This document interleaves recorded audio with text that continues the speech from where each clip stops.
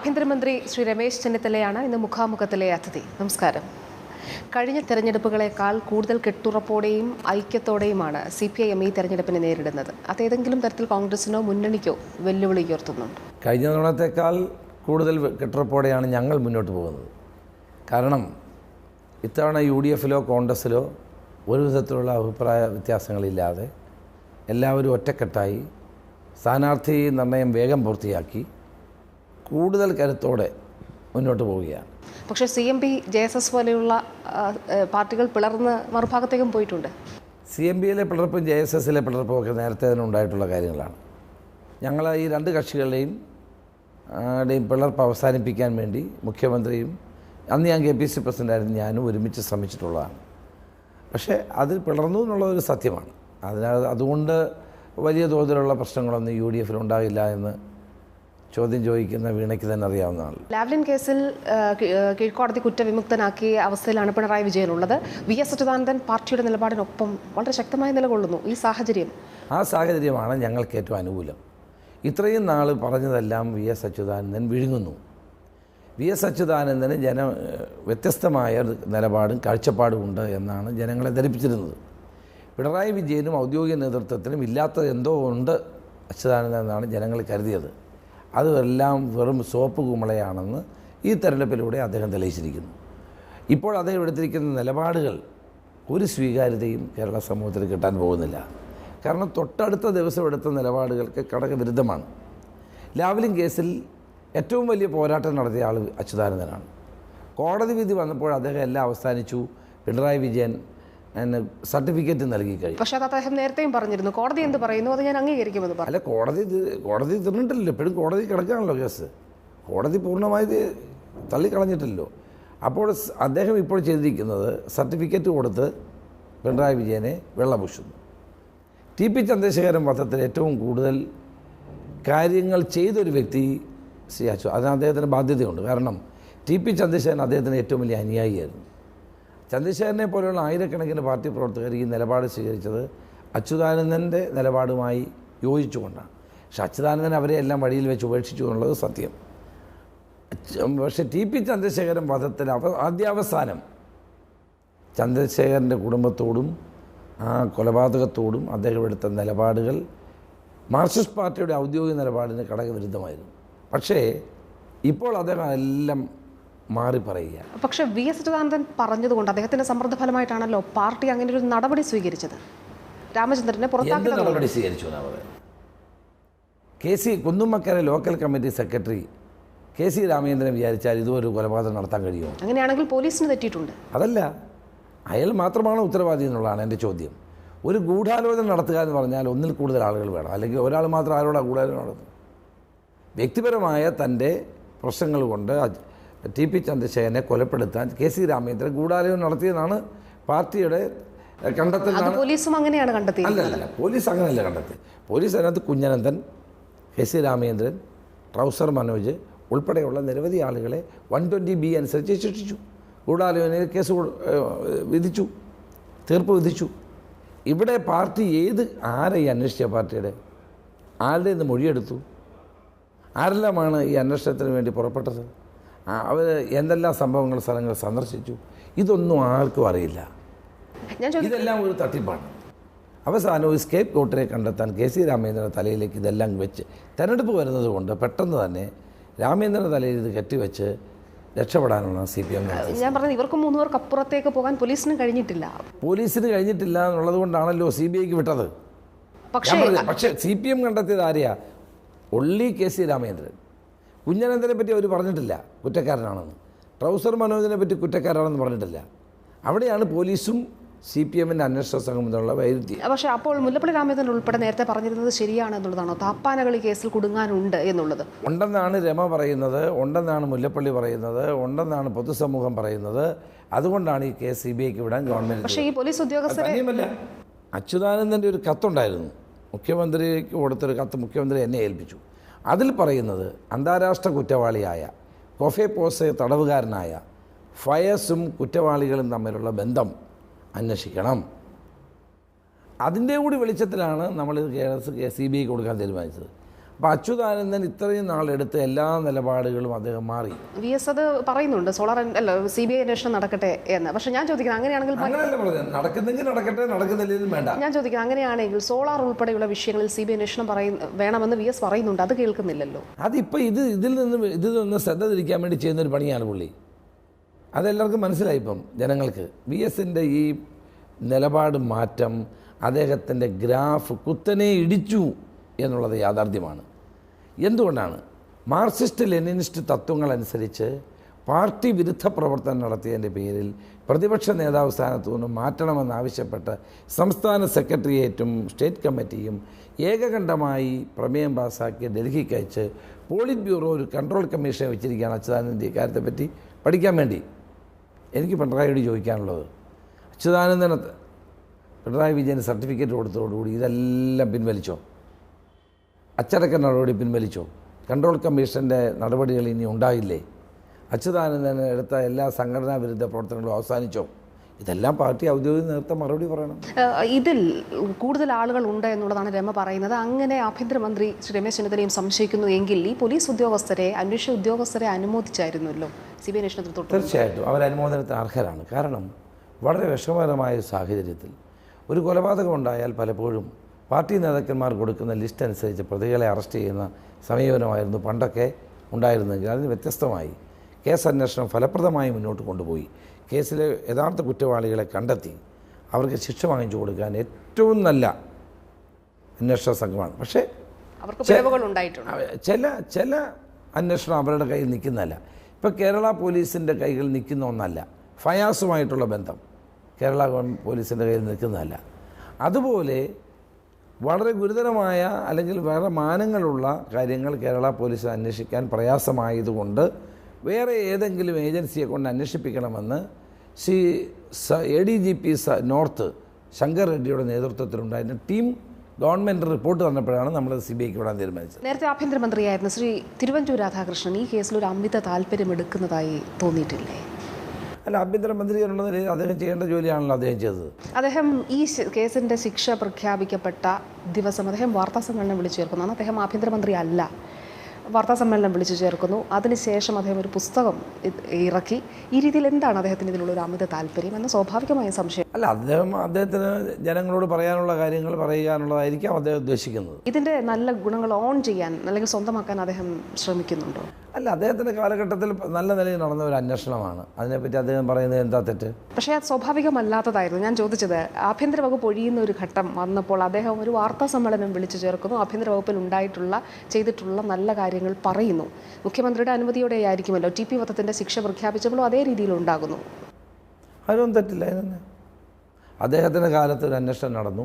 അതിനെപ്പറ്റിയുള്ള വിശദമായ വിവരങ്ങൾ ജനങ്ങളെ ധരിപ്പിക്കാൻ അദ്ദേഹത്തിന് ഒരു പത്രസമ്മേളനം വിളിക്കുന്നതിന് എന്താ തെറ്റ്?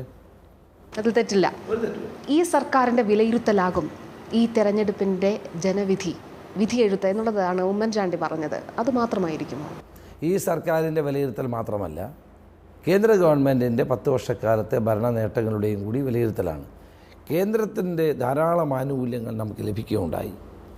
സ്വാഭാവികമായും കേരളത്തിലെ 8 മന്ത്രിമാർ നമുക്കുണ്ടായി. ഇതൊക്കെ ആദ്യത്തെ സംഭവങ്ങളാണ്. അപ്പോൾ UPA ഗവൺമെൻറ്റിൻ്റെ നേട്ടങ്ങൾ കൂടി ഈ തെരഞ്ഞെടുപ്പിൽ ചർച്ച ചെയ്യുന്ന വിഷയമാണ്. മാത്രമല്ല, ഇന്ത്യയെ നേരിടുന്ന ഏറ്റവും വലിയ വിപത്ത് മതേതരത്വത്തിനെതിരായ വെല്ലുവിളിയാണ്. ഇതെല്ലാം ചർച്ച ചെയ്യുന്നത്. UPA ഗവൺമെൻറ്റിൻ്റെ നേട്ടങ്ങൾ ചർച്ച ചെയ്യുമ്പോൾ വിലക്കയറ്റം, പെട്രോൾ ഡീസൽ വില വർധന, പാചകവാതക വില വർധന, ഇതൊക്കെ ചർച്ച ചെയ്യും ജനം. അതൊക്കെ ചർച്ച ചെയ്യും. അതൊക്കെ ജനങ്ങൾക്കറിയാവുന്ന കാര്യമാണ്. അന്താരാഷ്ട്ര വിപണിയിൽ പെട്രോളിയ ഉൽപ്പന്നങ്ങൾക്ക് വില കൂടുമ്പോൾ കേരളത്തിൽ കൂടേണ്ടി വരും, ഇന്ത്യയിൽ കൂടേണ്ടി വരും. പക്ഷേ കേരള ഗവൺമെൻറ് അവിടെ എടുത്ത നടപടിയിലൂടെ ചർച്ച ചെയ്യപ്പെടും. അധിക വരുമാനം വേണ്ടെന്ന് നിരന്തരമായി വെച്ച ഗവൺമെൻറ്റാണ് UDF ഗവൺമെൻറ്. അപ്പോൾ ജനങ്ങളുടെ തലയിലേക്ക് ഈ അനിവാര്യമായ ഈ ഒരു ഭാരം ഒഴിവാക്കാൻ വേണ്ടി ചെയ്യാവുന്നതെല്ലാം നമ്മൾ ചെയ്തു. കേരളത്തിലെ കോൺഗ്രസ് പാർട്ടിയുടെ നിലപാട് പെട്രോളിയം ഉൽപ്പന്നങ്ങളുടെ ഡീകൺട്രോൾ മാറ്റുകയും സർക്കാരിൽ വില നിർണ്ണയിക്കാനുള്ള അവകാശം നിലനിർത്തുകയും വേണമെന്നുള്ളതാണ് ഞാൻ KPCC പ്രസിഡൻ്റായിരിക്കുന്ന കാലം മുതൽ ഞങ്ങൾ ആവശ്യപ്പെടുന്നൊരു കാര്യം. ഇനിയും അതിനുള്ള സമ്മർദ്ദം ഞങ്ങൾ തുടരും.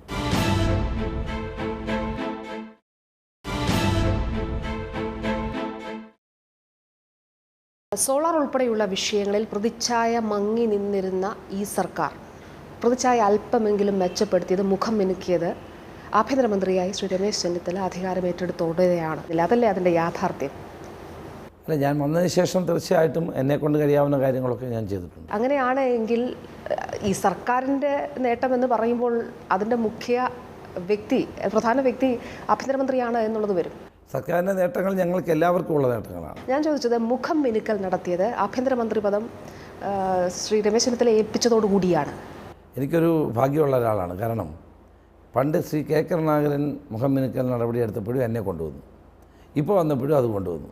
അതെല്ലാം ഒരു ഭാഗ്യമായിട്ട് കണക്കാക്കുകയാണ് ഞാൻ. കോൺഗ്രസിൻ്റെ കേന്ദ്ര നേതൃത്വം എടുത്ത വളരെ തന്ത്രപൂർവമായ തീരുമാനമാണ് ആഭ്യന്തരമന്ത്രി പദം താങ്കളെ ഏൽപ്പിച്ചതും പിന്നെ പാർട്ടിയെ സംബന്ധിച്ച് താങ്കൾ സ്വാഭാവികമായി ആ സ്ഥാനം ഒഴിയുമ്പോൾ സുധീരനെ അങ്ങോട്ട് കൊണ്ടുവന്നതും. അപ്പോൾ സർക്കാരിൻ്റെ മാത്രം ഒരു നേട്ടമായി അതിനെ കാണേണ്ടതുണ്ടോ എന്നുള്ളതാണ്. സാധാരണഗതിയിൽ ഒരു മുഖ്യമന്ത്രി പറയുന്നത് എന്താണ്? ഇത് കേന്ദ്ര ഗവൺമെൻറ്റുമായി ബന്ധപ്പെട്ട ഇലക്ഷനാണ്, പാർലമെൻറ്റ് ഇലക്ഷൻ, സംസ്ഥാനത്തിൻ്റെ വിലയിരുത്തൽ അല്ല എന്നാണ് പറയുന്നത്. ഞാനതിന് ഉമ്മൻചാണ്ടി അഭിനന്ദിക്കുകയാണ്. കാരണം സ്വന്തം ഗവൺമെൻറ്റിൻ്റെ കൂടി വിലയിരുത്തലാണ് എന്ന് പറയാൻ ഒരു മുഖ്യമന്ത്രി മുന്നോട്ട് വരികയാണെങ്കിൽ അദ്ദേഹത്തെ നമ്മൾ അഭിനന്ദിക്കുക. അങ്ങനെ അല്ല എന്നുള്ളതല്ലേ? ഇതൊരു മുഖം മിനുക്കൽ കൊണ്ടുണ്ടായ നേട്ടമാണ്. അത് ശ്രീ ഉമ്മൻചാണ്ടി സമ്മതിക്കുന്നില്ല. അല്ല, അതല്ല, ഈ മുഖം മിനുക്കലാണെങ്കിലും അതിന് മുഖ്യമന്ത്രിക്ക് ഒരു പങ്കില്ലേ? ഇപ്പം പ്രതിച്ഛായ ചർച്ചയിലൂടെയാണ് ഞാൻ 27 വർഷം മുമ്പ് മന്ത്രിയായത്. അതിന് ശ്രീ കെ കരുണാകരനാണ് മുൻകൈ എന്ന് പറഞ്ഞ പോലെ ഇവിടെ ഞാൻ മന്ത്രിസഭയിലേക്ക് വരാൻ ഉള്ള ഒരു അവസരം ഉണ്ടാക്കിയത് മുഖ്യമന്ത്രി കൂടെ ചേർന്ന്. എത്രയോ നാളുകൾ അദ്ദേഹം തടസ്സം നിന്നു ആഭ്യന്തരമന്ത്രി പദം താങ്കൾക്ക് നൽകാൻ. ഏതായാലും അവസാനം മുഖ്യമന്ത്രി തന്നെ അതിലേക്ക് വന്നല്ലോ. അത് വൈകിപ്പോയി എന്ന് തോന്നുന്നുണ്ട് വ്യക്തിപരമായി. അത് കോൺഗ്രസ് ഹൈക്കമാൻഡിന് അറിയാം ഏത് സമയത്താണ് തീരുമാനം എടുക്കേണ്ടത്. അവർ ആ തീരുമാനം ആ സന്ദർഭത്തിൽ എടുത്തു എന്നുള്ളതേ ഉള്ളൂ. KPCC അധ്യക്ഷ പദത്തിലേക്ക് VM സുധീരൻ വന്നതോടുകൂടി പാർട്ടിയിലെ ഗ്രൂപ്പിസം ഇല്ലാതെയാകുമെന്നൊരു തോന്നൽ സൃഷ്ടിക്കപ്പെട്ടിട്ടുണ്ട്. അത് ശരിയാണോ? അതില്ലാതെയാകുമോ? അല്ല, പാർട്ടിയിൽ ഗ്രൂപ്പ് ഇല്ല എന്നൊന്നും ഞാൻ പറയുന്നില്ല. പക്ഷേ ഗ്രൂപ്പ് അതിപ്രസരമില്ലാതെ മുന്നോട്ട് കൊണ്ടുപോകാൻ ഇന്ന് നമുക്ക് കഴിയുന്നുണ്ട്. അത് ഞങ്ങളെല്ലാവരും സഹകരിക്കുന്നു. താങ്കളുടെയും ഉമ്മൻചാണ്ടിയുടെയും എതിർപ്പ് മറികടന്നുകൊണ്ടാണ് കേന്ദ്ര നേതൃത്വം സുധീരനെ ആ സ്ഥാനത്ത് എത്തിച്ചത്. അല്ല, ഞങ്ങൾക്ക് വേറെ ചോയ്സ് ഉണ്ടായിരുന്നുള്ള സത്യമാണ്. പക്ഷേ കോൺഗ്രസ് ഹൈക്കമാൻഡിന് ഏത് തീരുമാനവും പാർട്ടിയിലെടുക്കാനുള്ള അധികാരമുണ്ട്. ആ അധികാരത്തെ ഞങ്ങൾ പൂർണ്ണമായിട്ട് അംഗീകരിക്കുകയും ചെയ്യുന്നു. പക്ഷേ അത് വളരെ പെട്ടെന്ന് താങ്കൾ അംഗീകരിച്ചു, ശ്രീ ഉമ്മൻചാണ്ടി അംഗീകരിച്ചില്ല. അതെന്തുകൊണ്ടാണ്? ഞാൻ അംഗീകരിച്ചു എന്ന് പറഞ്ഞാൽ തീർച്ചയായിട്ടും ഞാൻ ഔട്ട് ഗോയിങ് KPCC പ്രസിഡൻ്റാണ്. അപ്പം ഞാനാണ് ചാർജ് കൊടുക്കേണ്ടത്, അതൊക്കെ എൻ്റെ കടമയാണ്. സ്ഥാനമൊഴിയുന്ന KPCC പ്രസിഡൻറ്റ് ചെയ്യേണ്ട കർത്തവ്യങ്ങളാണ് ഞാൻ ചെയ്തിട്ടുള്ളത്. പിന്നെ സുധീരനോട് അങ്ങനെ പ്രത്യേകിച്ച് അഭിപ്രായ വ്യത്യാസമൊന്നും ഒരാളുള്ള ആളല്ല ഞാൻ. പാർട്ടിയെ സംബന്ധിച്ചും ഭരണപരമായും അല്ലെങ്കിൽ പ്രതിസന്ധി നേരിടുന്ന ഒരു ഘട്ടത്തിലാണ് താങ്കൾ KPCC അധ്യക്ഷ സ്ഥാനത്തെത്തുന്നത്. പക്ഷേ അതിനുശേഷം നടന്ന നിയമസഭാ തെരഞ്ഞെടുപ്പ്, പാർലമെൻറ്റ് തെരഞ്ഞെടുപ്പ്, ഉപതെരഞ്ഞെടുപ്പുകൾ, തദ്ദേശ സ്ഥാപനങ്ങളിലേക്കുള്ള തെരഞ്ഞെടുപ്പുകളെല്ലാം പാർട്ടിക്ക് നേട്ടമുണ്ടാക്കാൻ താങ്കൾ നേതൃത്വം വഹിച്ചു. സ്വാഭാവികമായും ഈ തെരഞ്ഞെടുപ്പിൽ UDF-നോ കോൺഗ്രസിനോ അനുകൂലമായി ഉണ്ടാകുന്ന സാഹചര്യങ്ങൾ താങ്കൾക്ക് കൂടി അവകാശപ്പെട്ടതല്ലേ? തീർച്ചയായും ഞങ്ങൾ എല്ലാവർക്കും അവകാശപ്പെട്ടതാണ്. പാർട്ടി എന്ന് പറയുന്നൊരു കൂട്ടായ നേതൃത്വമാണ്, അല്ലാണ്ട് ഒരാളോ രണ്ടുപേരോ അല്ലല്ലോ. ഞങ്ങൾ 2 പേരോ 3 പേരോ ഒന്നുമല്ല. പാർട്ടി ഈ വിജയങ്ങളെല്ലാം ഉണ്ടായത് നിങ്ങളുടെ വീണ സൂചിപ്പിച്ച പോലെ ഉണ്ടായ വിജയങ്ങളെല്ലാം എൻ്റെയോ ഉമ്മൻചാണ്ടിയുടെയോ മാത്രം വിജയമൊന്നുമല്ല. അത് കേരളത്തിലെ പാർട്ടി പ്രവർത്തകന്മാരുടെ ആത്മാർത്ഥതയ്ക്കും കഷ്ടപ്പാടിൻ്റെയും പരിണിത ഫലമാണ്. സ്വാഭാവികമായിട്ട് ഏത് വിജയമുണ്ടായാലും അതിനകത്ത് ഞങ്ങൾക്ക് എല്ലാവർക്കും ഒരു അവകാശവാദം ഉന്നയിക്കാൻ കഴിയും. മന്ത്രിസഭാ പുനഃസംഘടനയെക്കുറിച്ച് കഴിഞ്ഞ ദിവസം മുഖ്യമന്ത്രി പറഞ്ഞു. അത് ചർച്ച ചെയ്തിട്ടുണ്ടോ പാർട്ടി? ഇല്ല, ചർച്ച ചെയ്തു. പിന്നെന്തുകൊണ്ടാണ് മുഖ്യമന്ത്രി അങ്ങനെ ഒരു? മുഖ്യമന്ത്രിക്ക് ഏത് സമയത്തും തൻ്റെ മന്ത്രിസഭ അഴിച്ചു പണിയാനുള്ള അവകാശമുണ്ട്. പക്ഷേ ബാലകൃഷ്ണപിള്ളയെയും ഗണേഷ് കുമാറിനെയും കണ്ട് അദ്ദേഹം ചർച്ച നടത്തിയിട്ടാണ് ഇതിനുശേഷം ഒരു പുനഃസംഘടന ഉണ്ടാകുമെന്ന് പറഞ്ഞത്. അവർക്ക് അങ്ങനെ ഒരു വാക്ക് അദ്ദേഹം കൊടുത്തിട്ടുണ്ടോ എന്ന് എനിക്ക് തോന്നുന്നു. അതൊരു തെരഞ്ഞെടുപ്പ് തന്ത്രമാണോ? ഒരു ഇലക്ഷന് മുമ്പുള്ള? അല്ല, അക്കാര്യത്തെ പറ്റി ഞങ്ങൾ ചർച്ച ഒരു ഘട്ടത്തിലും ഉണ്ടായിട്ടില്ല. അങ്ങനെ ഒരു പുനഃസംഘടനയുടെ ആവശ്യമുണ്ടോ? അതെല്ലാം മുഖ്യമന്ത്രിയാണ് തീരുമാനിക്കേണ്ടത്. ചർച്ചയ്ക്ക് വരുമ്പോൾ ഞാൻ എൻ്റെ അഭിപ്രായം പറയും. പക്ഷേ അങ്ങനെ ചർച്ച ചെയ്യാതെ ആഭ്യന്തരമന്ത്രി പദം തിരുവഞ്ചൂരിനെ ഏൽപ്പിച്ച വ്യക്തിയാണ് ഉമ്മൻചാണ്ടി. അതുകൊണ്ട് സ്വാഭാവികമായും അദ്ദേഹം എന്ത് തീരുമാനമെടുക്കുമെന്നുള്ളത് സംശയിക്കപ്പെടുന്നുണ്ടോ? നമ്മൾ നോക്കാം. അങ്ങനെ ഉണ്ടാവില്ലെന്നാണ് എൻ്റെ വിശ്വാസം. അദ്ദേഹം തന്നെ പറഞ്ഞു ഇത് പാർട്ടിയിലും UDF-ലും ചർച്ച ചെയ്യുമെന്നും പറഞ്ഞു. അതുണ്ടാവില്ല എന്ന് പ്രതീക്ഷിക്കുന്നു. അല്ല, അദ്ദേഹം തന്നെ ഈ പറഞ്ഞ പുനഃസംഘടന ഉണ്ടാകുമെന്ന് പറഞ്ഞ സന്ദർഭത്തിൽ തന്നെ പറഞ്ഞു പാർട്ടിയിലും ഗവൺമെൻറ്റിലും ഇത് ചർച്ച ചെയ്യുമെന്നും പറഞ്ഞു. PT തോമസിന് സ്ഥാനാർത്ഥിത്വം നിഷേധിക്കപ്പെട്ടത് ഈ തെരഞ്ഞെടുപ്പിലൊരു വിഷയമാണ്. പ്രത്യേകിച്ച് പല സംഘടനകൾ നടത്തിയ സർവേയിൽ വിലയിരുത്തലുകളിൽ കേരളത്തിലെ ഏറ്റവും നല്ല MP ആയി വിലയിരുത്തിയത് PT തോമസിനെയാണ്. അങ്ങനെ ഒരാൾക്ക് കോൺഗ്രസ് സീറ്റ് നിഷേധിക്കുക, അതിലൊരു നീതിരാഹിത്യമില്ലേ? അല്ല, PT തോമസ് തന്നെ സ്വയം മാറാൻ തയ്യാറാവുകയും അദ്ദേഹത്തിൻ്റെ സജഷനായിട്ടാണ് യൂത്ത് കോൺഗ്രസ് പ്രസിഡന്റ് സീറ്റ് കൊടുക്കാൻ. പക്ഷെ അങ്ങനെയല്ല അദ്ദേഹം പറഞ്ഞത്. അദ്ദേഹം പറഞ്ഞത് പോസ്റ്ററുകൾ വരെ ഡിസൈൻ ചെയ്തിരുന്നു. തൻ്റെ സ്ഥാനാർത്ഥിത്വം എന്തുകൊണ്ട് നഷ്ടപ്പെട്ടു എന്നുള്ളത് ഉമ്മൻചാണ്ടിയോടും സുധീറിനോടും ചോദിക്കണമെന്നുള്ളതാണ്. അപ്പം പിന്നെ അവർ രണ്ടുപേരും ചോദിച്ചാൽ മനസ്സിലാവും. അവരാണ് ഉത്തരവാദികൾ. എന്നെ പറഞ്ഞില്ല. പി ടി തോമസ് ഈ സീറ്റ് ആഗ്രഹിച്ചിരുന്നു, അദ്ദേഹം അതിനായി പ്രവർത്തനം നടത്തിയിരുന്നു. പക്ഷേ അവസാന പി ടി തോമസ് നല്ലൊരു എം പി ആണ് എന്നുള്ള കാര്യത്തിൽ എനിക്ക് സംശയമില്ല. കേരളത്തിലെ കോൺഗ്രസ്സിൽ പി ടി തോമസിനെ പോലെ ധാരാളം നല്ല എം പിമാരുണ്ട്. അതിനകത്തിൽ അദ്ദേഹത്തിൻ്റെ പ്രവർത്തനത്തിലൊക്കെ എനിക്ക് സന്തോഷമുള്ള ഒരാളാണ്. പക്ഷേ ഒരു നിലപാടുള്ള ഒരു വ്യക്തിക്ക് കോൺഗ്രസ് അംഗീകാരം നൽകുന്നില്ല എന്നുള്ളത്, നിലപാടുള്ള വ്യക്തിക്ക് അംഗീകാരം കൊടുത്തതുകൊണ്ടാണല്ലോ എം പി ആയത്. പക്ഷേ ഞാൻ ഇപ്പോഴത്തെ കാര്യമാണ് പറഞ്ഞത്. ഇപ്പോഴത്തെ സാഹചര്യത്തിൽ അദ്ദേഹത്തിന് അവിടെ നിൽക്കാനുള്ള ബുദ്ധിമുട്ടുകൾ കൂടി മനസ്സിലാക്കിക്കൊണ്ടാണ് അദ്ദേഹത്തിൻ്റെ അഭിപ്രായം കൂടി മാനിച്ചാണ് സീറ്റ് അദ്ദേഹം സജസ്റ്റ് ചെയ്ത ഒരാൾക്ക് കൊടുക്കുന്നത്. യൂത്ത് കോൺഗ്രസിന് പ്രാതിനിധ്യം നൽകാൻ വേണ്ടിയാണോ ഡീൻ കുര്യാക്കോസിനെ നൽകിയത്? യൂത്ത് കോൺഗ്രസിന് പ്രാതിനിധ്യം കൊടുക്കാനുള്ളത് ഒരു പ്രധാന ഘടകം തന്നെയായിരുന്നു. കഴിഞ്ഞ ദിവസം അങ്ങനെയാണ് സുധീരൻ മാറ്റി പറഞ്ഞത്. അങ്ങനെയാണ് നേരത്തെ പി ടി തോമസ് സജസ്റ്റ് ചെയ്തതാണെന്ന് പറഞ്ഞു. പക്ഷേ കഴിഞ്ഞ ദിവസം പറഞ്ഞത് യൂത്ത് കോൺഗ്രസിന് പ്രാതിനിധ്യം നൽകാൻ വേണ്ടി. രണ്ടുമുണ്ട്. ഉമ്മൻചാണ്ടിയും വി എം സുധീരനുമാണ് അതിന് ഉത്തരവാദികൾ. അങ്ങനെ തന്നെയാണോ? ഞാൻ അതിനകത്തുണ്ടായിരുന്നില്ല. അപ്പോൾ പി ടി തോമസ് പറഞ്ഞതിൽ ശരിയില്ല എന്നുള്ളതാണ്. അല്ല, പി ടി തോമസ് പറഞ്ഞത് എന്തുകൊണ്ടാണെന്ന് എനിക്ക് അറിയാൻ പാടില്ല എന്ന് പറഞ്ഞത് അദ്ദേഹത്തിൻ്റെ ഒരു മനസ്സിൻ്റെ ഇത് വെച്ച് പറഞ്ഞതായിരിക്കും. പക്ഷേ ഞങ്ങളുടെ ഒരു വിലയിരുത്തലിൽ യൂത്ത് കോൺഗ്രസിന് സ്ഥാനാർത്ഥിത്വം കൊടുക്കണമെന്ന് 2 കസ്തൂരിരംഗൻ കമ്മീഷൻ റിപ്പോർട്ടുമായിട്ടൊക്കെ വന്ന ഇഷ്യൂവിനകത്ത് പി ടി തോമസിന് ഇപ്പോഴത്തെ അവിടെ നിൽക്കുന്നതിനേക്കാൾ നല്ലത് ഒരു ചെറുപ്പക്കാരനായ സ്ഥാനാർത്ഥിയാണെന്നുള്ള വിലയിരുത്തലുണ്ട്. പി സി ചാക്കോ കഴിഞ്ഞ ദിവസം പറഞ്ഞത് താൻ ചാലക്കുടിയിൽ തോറ്റുപോയാൽ 2G സ്പെക്ട്രം ഇടപാടിൽ അഴിമതിയുണ്ട് എന്ന് ധരിക്കുകയായിരിക്കും ജനം ചെയ്യുക, അതിൻ്റെ ഫലമായിരിക്കും അത് എന്നുള്ളതാണ്. അത് കോൺഗ്രസിൻ്റെ അഭിപ്രായമാണ്. അതത്തെ വ്യക്തിപരമായി പറഞ്ഞ അഭിപ്രായമായിട്ട് ഞാൻ കണക്കാക്കുന്നുള്ളൂ. പക്ഷേ പി സി ചാക്കോ അവിടെ നല്ല ഭൂരിപക്ഷത്തിന് ജയിക്കും. അദ്ദേഹം നേരത്തെ UPA-ക്ക് നേരിടാൻ പോകുന്ന ഒരു പരാജയത്തെക്കുറിച്ച് പറഞ്ഞിരുന്നു. പി സി ചാക്കോയുടെ ആ അഭിപ്രായത്തോട് ഞങ്ങൾക്ക് ആർക്കും യോജിപ്പില്ല. കേരളത്തിൽ അത് രാഹുൽ ഗാന്ധി തന്നെ വ്യക്തമാക്കിയിട്ടുണ്ട്. ഇന്ത്യയിൽ UPA-യുടെ സ്ഥിതി അത്ര മോശമൊന്നും ആവില്ല. UPA സംവിധാനം തെരഞ്ഞെടുപ്പ് ശേഷമായിരിക്കും കുറേ കൂടി വിപുലീകരിക്കാൻ പോകുന്നത്. കാരണം ദേശീയ ചിത്രം നമ്മൾ വിലയിരുത്തിയാൽ മോഡി പ്രധാനമന്ത്രിയാകുന്നതിനോട് BJP വരുന്നതിനോട് ഭൂരിപക്ഷമുള്ള മതേതര കക്ഷികൾ യോജിക്കില്ല. അപ്പോൾ അതിന് നേതൃത്വം കൊടുക്കാൻ കഴിയുന്നത് കോൺഗ്രസ്സാണ്. ആ നിലയിലേക്ക് തെരഞ്ഞെടുപ്പിന് ശേഷം ഇന്ത്യൻ രാഷ്ട്രീയം പോളറൈസ് ചെയ്യും എന്നുള്ളതാണ് എൻ്റെ വിലയിരുത്തൽ.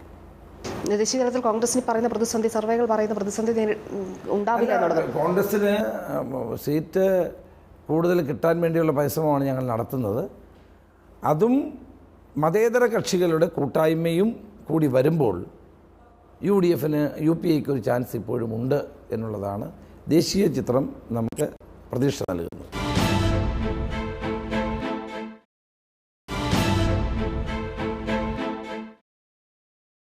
2009 താങ്കൾ KPC അധ്യക്ഷനായിരിക്കുമ്പോൾ 16 സീറ്റ് കേരളത്തിൽ ലഭിച്ചു. ഇത്തവണ എത്ര സീറ്റ് ലഭിക്കും? ഇത്തവണ 16-നേക്കാൾ കൂടുതൽ സീറ്റ് കിട്ടുമെന്നാണ് എൻ്റെ വിശ്വാസം. സിറ്റിംഗ് സീറ്റ് വിട്ടുകൊടുക്കേണ്ടി വന്നില്ലേ? RSP വന്നു എന്ന് പറയുമ്പോഴും അത് ഞങ്ങൾ UDF-ൻ്റെ ഒരു കോൺഗ്രസിൻ്റെ ഒരു മാഗ്നാനിമിറ്റിയാണ്. UDF-ലെ ഘടകകക്ഷികളെ ന്യായമായ പരിഗണനയും പ്രാതിനിധ്യവും കൊടുത്തുകൊണ്ട് മുന്നോട്ട് പോകാനുള്ള സമീപനത്തിൻ്റെ ഭാഗമായിട്ടായിരുന്നു. അത് നല്ലൊരു കീഴ്വഴക്കമാണ്. ഞങ്ങൾ മുന്നണിക്കകത്ത് നിൽക്കുന്ന കൂടെയുള്ള ആളുകളെ പൂർണ്ണമായും ഉൾക്കൊള്ളുന്ന മുന്നണിയാണ് കോൺഗ്രസ് നേതൃത്വം കൊടുക്കുന്ന UDF. അതേസമയം മറ്റ് ഘടകകക്ഷികൾക്ക് ഇത്രയും അവഗണനയും അപമാനവും ഉണ്ടായിട്ടുള്ളത് ഇടതുപക്ഷ മുന്നണിയിലാണ്. 40 വർഷക്കാലം കൂടെ നിന്ന് വീരേന്ദ്രകുമാറിന് പുറത്ത് പോകേണ്ടി വന്നു. 35 വർഷം നിന്ന് RSPക്ക് പുറത്ത് പോകും. പക്ഷേ കോൺഗ്രസ് എന്ന പാർട്ടിയുടെ പ്രാധാന്യം കൂടി അവിടെ ഇല്ലാതെയാകുന്നുണ്ട്. മറ്റു ഘടകകക്ഷികൾ ഏതായാലും കേരളത്തിൽ ഒറ്റയ്ക്കൊരു കക്ഷിക്കും ഭരിക്കാൻ പറ്റില്ലല്ലോ. അതുകൊണ്ടാണല്ലോ മുന്നണി വേണ്ടി വരുന്നത്. മുന്നണി വേണമെങ്കിൽ മുന്നണിക്കകത്തുള്ള കക്ഷികളെ തൃപ്തമായി അവർ ചോദിക്കുന്ന എല്ലാം കൊടുക്കാൻ കഴിഞ്ഞില്ലെങ്കിൽ പോലും എല്ലാവരെയും യോജിപ്പിച്ചു കൊണ്ടുപോകുന്ന ഒരു കൊയിലേഷൻ ധർമ്മ അത് ഞങ്ങൾ പാലിക്കാറുണ്ട്. പക്ഷേ CMP-യിൽ നിന്ന് ഇപ്പോൾ LDF-നൊപ്പം പോയ നേതാക്കൾ പറയുന്നത് താങ്കളും ശ്രീ ഉമ്മൻചാണ്ടിയും തങ്ങളെ ഒരു വിഭാഗത്തെ മാത്രം ഒപ്പം നിർത്താനാണ് ശ്രമിച്ചത്, പിളർത്തി ഒപ്പം നിർത്താനാണ് ശ്രമിച്ചത്. ഞങ്ങൾ ഒരിക്കലും CMP-യെ പിളർത്താൻ ആഗ്രഹിച്ചതല്ല. പ്രത്യേകിച്ച് MV രാഘവൻ ഇങ്ങനെ അസുഖമായി കിടക്കുന്ന ഒരു സമയത്ത് CMP പിളരാൻ പാടില്ലായിരുന്നു. അതിനുവേണ്ടി ഞാൻ KPC പ്രസിഡൻ്റ് ആയിരുന്നപ്പോഴും ഉമ്മൻചാണ്ടിയും ഞാനും കൂടി പരമാവധി അതിനുവേണ്ടി ശ്രമിച്ചതാണ്. പക്ഷേ പിളർന്നേ മതിയാവൂ എന്ന് നിർബന്ധ ബുദ്ധിയുള്ളവരോട് നമുക്ക് എന്ത് ചെയ്യാനാണ്? ഈ RSPയുമായിട്ടുള്ള ഈ ബാന്ധവം കേന്ദ്ര തലത്തിൽ അവർ വേറൊരു നിലപാട് സ്വീകരിക്കുന്നവരാണ്. ഇവിടെ അവരുമായി ഉറപ്പ് വാങ്ങിയിട്ടുണ്ട് എന്ന് പറയുമ്പോഴും അതുകൊണ്ടത് ദീർഘനാൾ നിലനിൽക്കുന്ന ഒരു ബന്ധമായിരിക്കും. തീർച്ചയായിട്ടും കേരളത്തിലെ RSP നേതൃത്വം കൂട്ടായി എടുത്ത തീരുമാനമാണ്. അവർ ദേശീയ തലത്തിൽ വന്നാലും UPA സപ്പോർട്ട് ചെയ്യും. അതിനകത്ത് ഒരു വ്യത്യാസവും ഉണ്ടാവില്ല. VM സുധീരൻ KPC അധ്യക്ഷനായ ശേഷം ഉണ്ടായിട്ടുള്ള പ്രകടമായൊരു മാറ്റം. കഴിഞ്ഞ ദിവസം ഉമ്മൻചാണ്ടി പറഞ്ഞൊരു കാര്യം, കോൺഗ്രസ് ഒരു ജനാധിപത്യ പാർട്ടിയാണ്, ആർക്കും സ്വതന്ത്രമായ അഭിപ്രായം പറയാമെന്നുള്ളതാണ്. അങ്ങനെ സ്വതന്ത്രമായ അഭിപ്രായവും വിമർശനങ്ങളും പറഞ്ഞുകൊണ്ടിരുന്ന സുധീരൻ പാർട്ടി അധ്യക്ഷ സ്ഥാനത്തെത്തിയപ്പോൾ വിമർശനങ്ങളെ പാടെ അമർച്ച ചെയ്യുന്ന കാഴ്ചയാണ് കാണുന്നത്. അത് ശരിയാണോ? അല്ല, ചില സന്ദർഭങ്ങളിൽ പ്രത്യേകിച്ച് തെരഞ്ഞെടുപ്പുള്ള സമയങ്ങളിൽ പാർട്ടി പ്രവർത്തകന്മാരും നേതാക്കന്മാരും വ്യത്യസ്ത അഭിപ്രായങ്ങൾ പ്രകടിപ്പിക്കുന്നത് ശരിയല്ല. അത് തെരഞ്ഞെടുപ്പിനെ ബാധിക്കും. അപ്പോൾ അങ്ങനെ ഒരു നിലക്ക് ഏർപ്പെടുത്തുന്നത് കൊണ്ട് തെറ്റില്ല. ഞാൻ പ്രസിഡൻ്റ് ആയിരുന്നപ്പോൾ ഞാൻ വ്യത്യസ്ത അഭിപ്രായങ്ങളെ കൂച്ചുവിലം കിട്ടിയിട്ടില്ല. കുറച്ചൊരു നമ്മളൊരു ലിബറലായി ആകും. അത് തെരഞ്ഞെടുപ്പ് സമയത്ത് അത് പാടില്ല, അത് നമുക്ക് പ്രയാസമുള്ളാകും. പക്ഷെ അല്ലാതെയുള്ള അഭിപ്രായ സ്വാതന്ത്ര്യത്തിന് വില കൊടുക്കുന്ന പാർട്ടി തന്നെയാണ് കോൺഗ്രസ്. ഡീൻ കുര്യാക്കോസ് ഒരു ബിഷപ്പിൻ്റെ മുന്നിൽ നിന്ന് അധിക്ഷേപിക്കപ്പെടുന്നത് കേരളം കണ്ടു. അത് ആ മട്ടിൽ ആ അളവ് വരെയൊക്കെ അനുവദിക്കപ്പെടേണ്ടതാണ്. അത് ഞങ്ങളല്ല തീരുമാനിക്കേണ്ടത്, അവരാണ് തീരുമാനിക്കേണ്ടത്. കേരളത്തിലെ ജനമാണോ തീരുമാനിക്കേണ്ടത്? കേരളത്തിലെ ജനം അത് തീരുമാനിക്കും, അത് സംശയമില്ല കാര്യം. ഇടുക്കിയിൽ സഭയുടെ എതിർപ്പ് ഡീനിന് പ്രതികൂലമായി വരുമോ? ഞങ്ങളുടെ എപ്പോഴും സഭയോട് ഞങ്ങൾക്ക് ഒരു എതിർപ്പുമില്ല. സഭ വിശ്വാസികളോടും സഭയോടും ഇതര സമുദായങ്ങളോടും കോൺഗ്രസിന് എന്ന് നല്ല ബന്ധമേ ഉണ്ടായിട്ടുള്ളൂ. ആ ബന്ധം നിലനിർന്നു പോകണമെന്ന് തന്നെയാണ് എൻ്റെ ഇപ്പോഴത്തെയും എപ്പോഴത്തെയും അഭിപ്രായം. ആഭ്യന്തരമന്ത്രി പദത്തിലേക്ക് താങ്കൾ എത്തിയതോടുകൂടി NSS ഉൾപ്പെടെയുള്ള NSSൻ്റെ പാർട്ടിയോടുള്ള എതിർപ്പ്, അകൽച്ച അതൊക്കെ മാറിയിട്ടുണ്ടോ? ഈ തെരഞ്ഞെടുപ്പിൽ അത് അനുകൂലമായി വരുമോ? ഏതായാലും NSS നമുക്കെതിരായി പോകുമെന്നുള്ള വിശ്വാസം എനിക്കില്ല. അവരിപ്പോഴും സമദൂരത്തിൽ തന്നെയാണ് നിൽക്കുന്നത് എന്നാണ് എനിക്ക് മനസ്സിലാക്കാൻ കഴിഞ്ഞിട്ടുള്ളത്. കഴിഞ്ഞ ദിവസം കോടിയേരി ബാലകൃഷ്ണൻ പറഞ്ഞത് UDFൻ്റെ മുഖ്യ പ്രചാരക സരിത എസ് നായരാണ് എന്നുള്ളതാണ്. അങ്ങനെയാണോ? വളരെ വില കുറഞ്ഞ ആരോപണങ്ങളല്ലേ. പക്ഷേ ഈ തെരഞ്ഞെടുപ്പിൽ സരിത പറഞ്ഞ ഒരു കാര്യമുണ്ട്, LDFൻ്റെ നേതാക്കൾ തന്നെ സമീപിച്ചു UDF നേതാക്കൾക്കെതിരെ പറയാൻ എന്നുള്ളത്. അതിനോട് എങ്ങനെ പ്രതികരിക്കണം? അങ്ങനെ അവർ ചെയ്തിട്ടുണ്ടെങ്കിൽ അത് അവരുടെ നിലവാരത്തെയാണ് ചൂണ്ടിക്കാണിക്കുന്നത്. അതുകൊണ്ടൊന്നും UDFനെ അവർക്ക് ദുർബലപ്പെടുത്താൻ കഴിയില്ല. വളരെ നന്ദി.